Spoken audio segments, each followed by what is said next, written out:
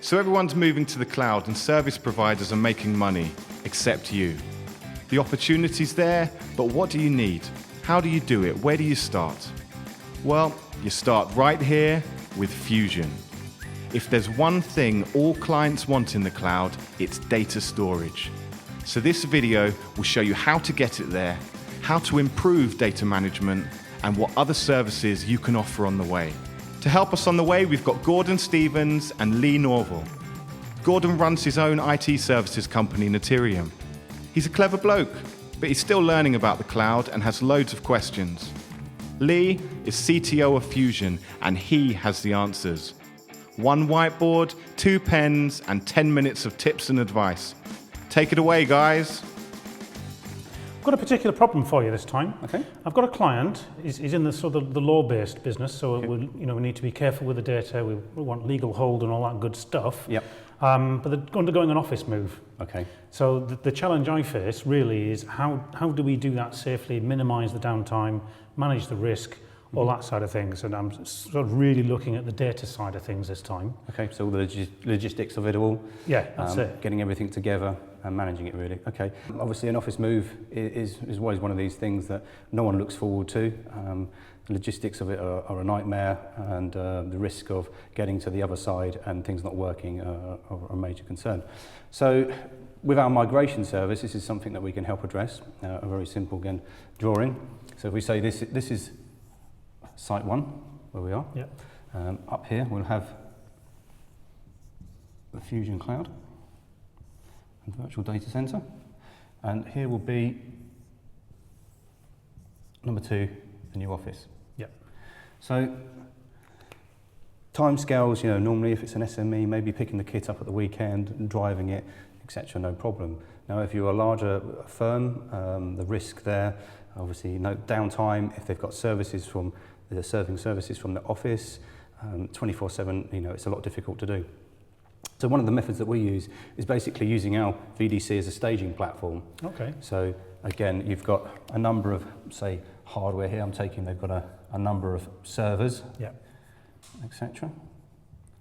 So what we can do here is part 1 really, is do a migration as a service into the cloud. So their servers sit there within the network and just basically continue doing business, pretty much as we were talking previously, migrating in over a period of time, acceptance tested, everyone's happy, all the data's moved, everything's safe. Sure. So once that's done, we can then cut off, and they'll be running services from the cloud, whether it's through a Fusion network or maybe a VPN and firewall service, etc., from another location. So no downtime to that point? No downtime at this point. Okay, so we've migrated successfully in. Again, the only point might be that we reboot or just turn these servers off here so that these ones take over. Yeah. Within our own network, we can basically maintain the same IP addressing using MPLS, VPLS networks. So they're now safely up here and running. Step 2 really is basically them moving physical location. Mm-hmm. Now at this point, we find that probably people here take a look at what they've got. Do they want to consolidate it? Do they have what they need?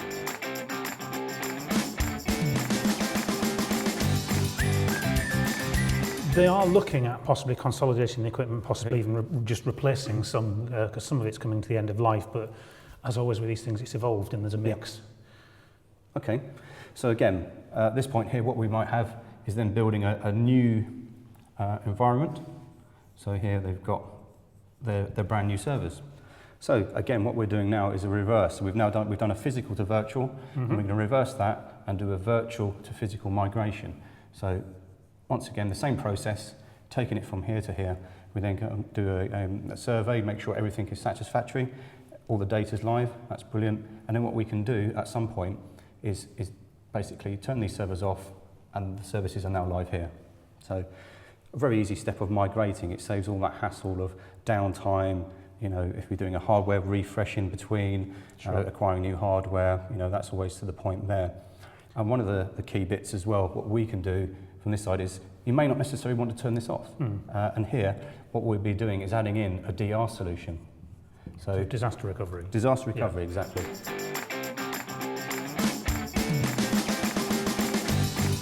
They have a mix of sort of SQL data kind of thing, so they want fairly rapid access to that. As I said earlier, they've got kind of not just necessarily in terms of availability, but also in terms of access time.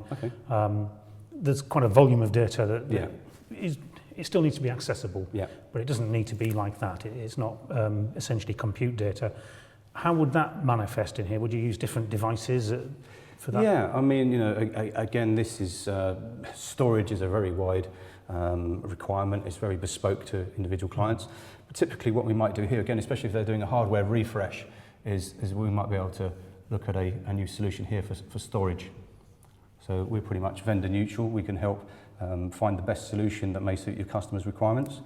And, you know, here, particularly if they've got a need for localized data, sort of speed of access, security, being on site, that sort of addresses that side. And what we can do from here is typically, you normally have around about 3 levels of tiered storage.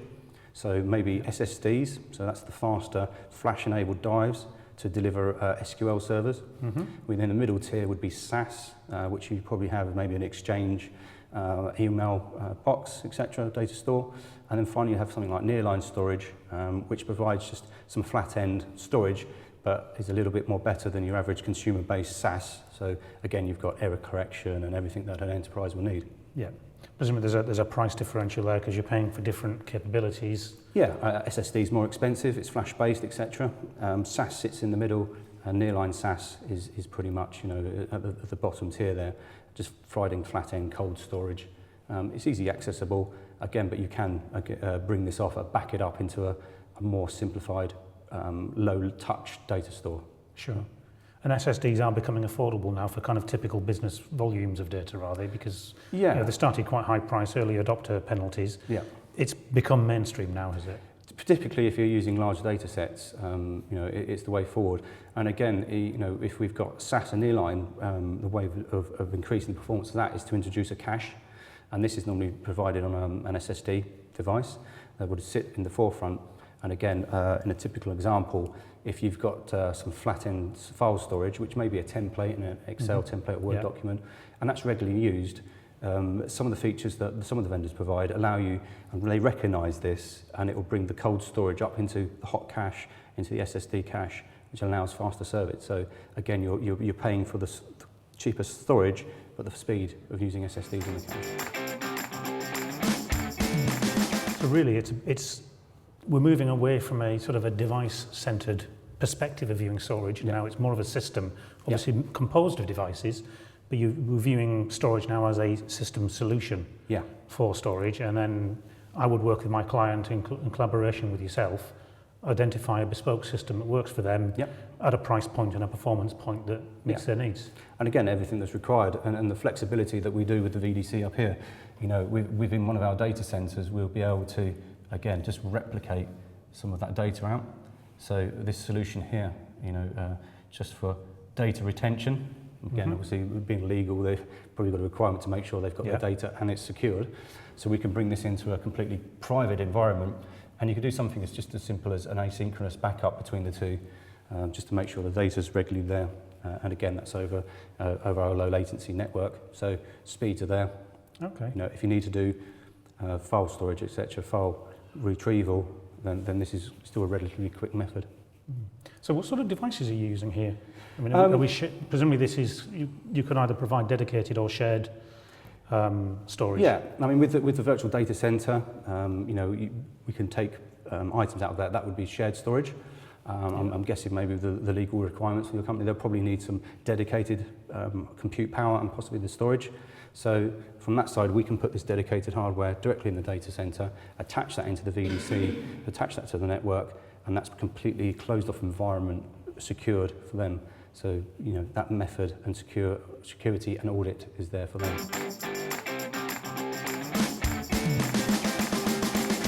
Okay, I've actually got another client who's got a bit of a demand for video. So it needs to be there, but it's not so critical. Yep. But what matters is the ability to stream. Essentially, I guess it's a quality of service question again. How would you manage that aspect of the storage? Okay, I mean, through the various vendors, there's multiple functions and features that work with this. We work with Huawei, and they've got a pretty neat solution, a smart cache solution, which basically, allows us to provide storage and recognise service levels. So again, coming back to your example here, with the guys, the legal team, they've got an SQL database, they've got an Exchange mail store, and they've got some flat-line storage. Yeah. What we might look to do is we can say, okay, well, the SQL, that's going to take precedence. The data store for the Exchange is pretty in the medium, and maybe the bits we're not too worried about. And that's where we can apply QoS on the storage unit, and then across the network, and then again across the wide area network and back into the virtual data center. Okay, and the same argument would apply with video or any sort of device that's on there, really. So again, streaming. And what might be good with this as an example is if they've got archived videos, again, if that goes back onto the real cold storage and the inline storage, if it's been accessed regularly, the system can recognise it, bring it up through the tiers of storage into the cache, and then again, it will be served from the cache at faster speeds. Right, so quality of service now applies right the way down to the individual devices. It's Right not just a network issue. It's exactly it, it's great. point to point. Yeah, super. Okay, that's great. I think I need to go and talk to my client, sort of refine the requirements a bit. Now I've got a better appreciation, and I'll come back to you and we can talk a bit more about the specifics for the client and find a solution to work forward. No problem. Thanks for your time, Lee. Cheers, Appreciate it. Cheers, pleasure. If you're planning a data storage project, or if you've already decided to move to the cloud, it's good to have some expertise at hand. FusionLabs is our team of technicians who live and breathe storage solutions. They don't sell, they help. So if you want an informal, no-commitment chat about your storage needs, just call this number or email this address.